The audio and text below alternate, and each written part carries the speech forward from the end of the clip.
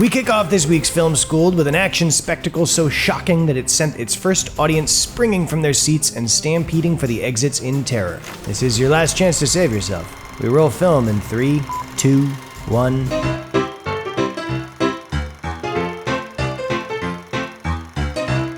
Believe it or not, Train arriving at the station had audiences spritzing their britches back in 1896. Made by the Frenchy first fathers of filmmaking, the Lumiere Brothers, it was the #1 action hit in the world, because it was pretty much the only one. Today's action movies still play with locomotives, albeit in a slightly different fashion. Notice the biggest difference? No, not CGI, not color either. Action stars. Hold on! So how did popcorn movies evolve from looking like black and white security footage to pyro porn for The Rock? Prepare to get film schooled. Action Stars 101, the history of kicking ass. 7 short years after the Lumiere brothers captured film of a train arriving at a station in the south of France, American director Edwin S. Porter set up his cameras in New Jersey and filmed the story of the capture of a train. 1903's The Great Train Robbery was a smash success for the Edison Manufacturing Company. Yes, that Edison. But it was still lacking something. Fully fleshed out characters, protagonists, antagonists, a star.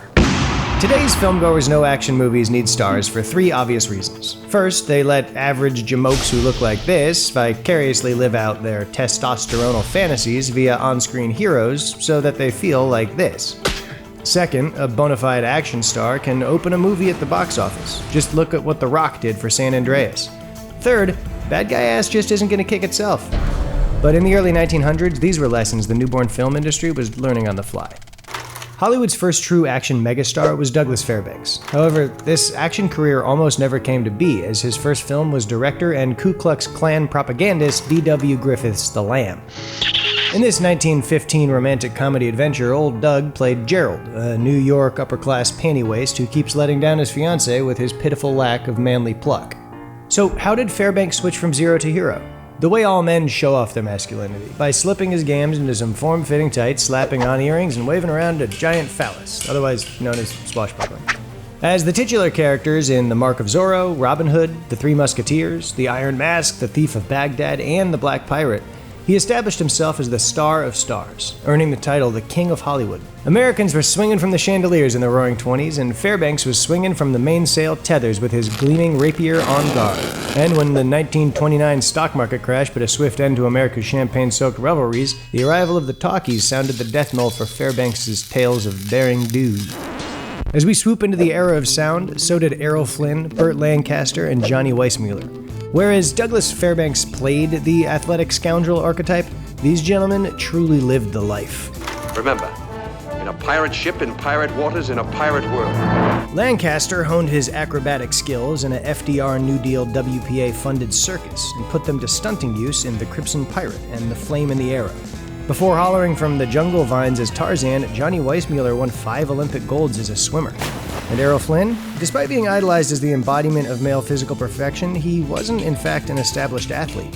What this Tasmanian-born star of Robin Hood and Captain Blood was the most notorious Hollywood scoundrel of all time. What sort of a man are you, Faith, I'm the sort of man you like, my dear. Man with money. At 18, Flynn was kicked out of his Australian boarding school for theft and sleeping with the laundress.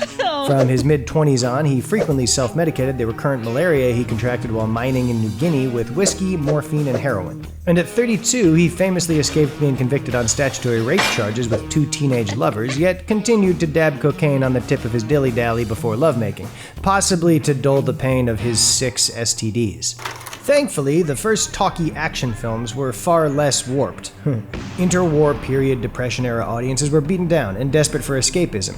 A favorite narrative trope was a broad-shouldered hero overcoming seemingly insurmountable odds to defeat a wealthy villain while insulting him with wits sharper than their sabers to win one for the little guy and win a kiss from the rescued damsel in distress as the film fades to black. Oh, Errol, you kiss so divinely.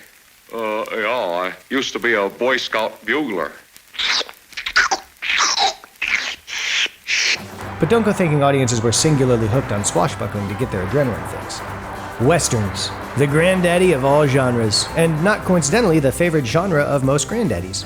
Ever since 1903's The Great Train Robbery, audiences were thrilled by posses on horseback dispensing old-school frontier justice via their quick-drawn six-shooters. Pew, pew, pew! That's the sound they made. As with swashbuckling films, many of the early westerns presented simplistic good versus evil morality plays. I've heard that you're a low-down Yankee liar. Unlike swashbuckling films, westerns remained popular after World War II, likely because the men who defeated Hitler's army preferred to watch gunslinging instead of codpieces. While many Golden Era stars played notable roles in westerns, be it Gary Cooper in High Noon, Jimmy Stewart in The Man Who Shot Liberty Valance, Alan Ladd in Shane, and Humphrey Bogart in Treasure of the Sierra Madre, no actor came to represent the genre more than the Duke himself, John Wayne. You can call me Father, you can call me Jacob, you can call me Jake, you can call me a dirty son of a bitch. But if you ever call me Daddy again, I'll finish this fight. After a body surfing accident derailed the 6'4" USC Trojan offensive lineman's football career, the young Marion Morrison devoted himself to Fox Studios. The larger-than-life actor acquired a stage name, John Wayne, but he seemed destined for a smaller-than-his-dreams life as a B-movie stiff until his star turn in The Searchers. Don't believe in surrenders. No, I still got my saber, Reverend. Didn't turn it into no plowshare, neither. His swaggering saunter, squinty gaze, and drawled one-liners became affectations he reprised in role after role. Affectations he supposedly cribbed from legendary stunt worker Mr. Yakima Canuck, an ex-rodeo champ who once had his face gored open by a bull, yet he lived to die of natural causes at 89. Because back then, men were truly men. Which I guess makes me... let's move on. John Wayne's westerns, and his war movies for that matter, typically embodied a black and white worldview of us versus them conflicts. Think cowboys and Indians, or allies versus Nazis. As Roger Ebert put it in his review of The Searchers, the Western audience didn't want moral complexity, like the audience for today's violent thrillers and urban warfare pictures. It wanted action with clear-cut bad guys. Here's a naughty little brain test to show you how terrifically testicular John Wayne's movies were. Try to guess which names were characters he played and which are porn star stud names. Rod Drew, Randy Bowers, Dick Wallace, John Bishop, John Steele, Breck Coleman, John Holmes, Biff Smith, Duke Slade, Dare Rudd, Ringo Kid, Stony Brook, Duke Hudkins, Court Evans, Kirby York, Hondo Lane. Give up? It was a trick question. They're all John Wayne characters. Yes, even John Holmes. Such straightforward macho narratives had Western heroes let their guns do most of the talking for them.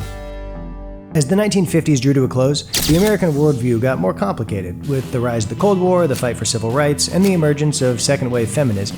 This coincided with Americans achieving unprecedented purchasing power, which led to the fetishization of appliances and new automobiles over the rugged frontier individualism of the past. So while John Wayne movies stuck around like an old cowboy boot that you'd slip on every once in a while for old time's sake, the traditional white hat versus black hat western waned in popularity. It was time for cowpoke protagonists to wave adios and ride that old dusty trail off into the sunset, to make room for Sergio Leone and Clint Eastwood's morally ambiguous spaghetti westerns such as The Good, the Bad, and the Ugly and A Fistful of Dollars. But there was still enough room left over for something truly revolutionary. Behold the birth of cool. No, not the Miles Davis post-bebop album. The era of the sleeker, faster, more refined hero. The king of cool, Steve McQueen in Bullet. Steve McQueen in The Thomas Crown Affair. Steve McQueen in The Getaway. Wait, Steve McQueen's cool, is what we're getting at. Let's start with the money.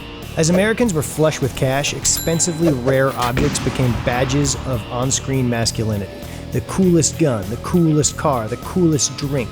And much to the chagrin of second-wave feminists, women became objects. Gone was the moral code of good defeats evil to uphold society. Now audiences were encouraged to root for the slickster bank robber instead of the square cop trying to catch him. Still, American action audiences weren't outright anarchic in their tastes. They simply wanted their cake and to eat it too, to be buttoned up yet loose. If only there was a hero who protected the order by breaking all the rules. A worldly gentleman with loose morals and a tight tuxedo. A rogue who championed the me-first ethos of the baby boomer 60s without cutting ties to 1950s societal bonds. James Bond.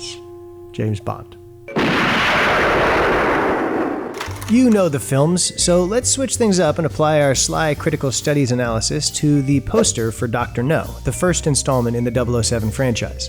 Sean Connery leans on one leg, gun in hand, eyebrow raised with cocksure gravitas. The text beside him explains that he has a license to kill, but whom? And with what? The answer is immediately apparent. The four sexbot women frozen in various stages of anticipatory undress between the silhouetted umbrella of Bond's shaft. It's just the shaft. Gun shaft. And so chauvinistically began the modern action movie era. While today's blockbusters occasionally make homage to the tropes of early westerns, and aside from Pirates of the Caribbean rarely acknowledge the bygone swashbucklers, it's impossible to imagine a studio greenlighting an action movie without some foundation of sick gear, suave heroics, and gratuitous babeliciousness. It seemed Hollywood had cracked the code of action movies once and for all. Until Vietnam. Violence as entertainment became a bummer of a bad trip. How could the US mainstream action movie survive? If audiences were sick of guns, how would villains get their comeuppance? With the national narrative shifting counter-culturally anti-Western and anti-white male imperialistic, where on God's tumultuous globe would Hollywood find an action star? Beyond the many seas in the Far East, a hero amongst heroes stepped boldly forth, clad in bumblebee black and yellow. Tune in next time to meet the mystery man. Same Cinefix time, same Cinefix channel, for the sequel to Film Schooled Action Stars. Part 2, the final harder reckoning revenge return strikes again. That's what we're calling it.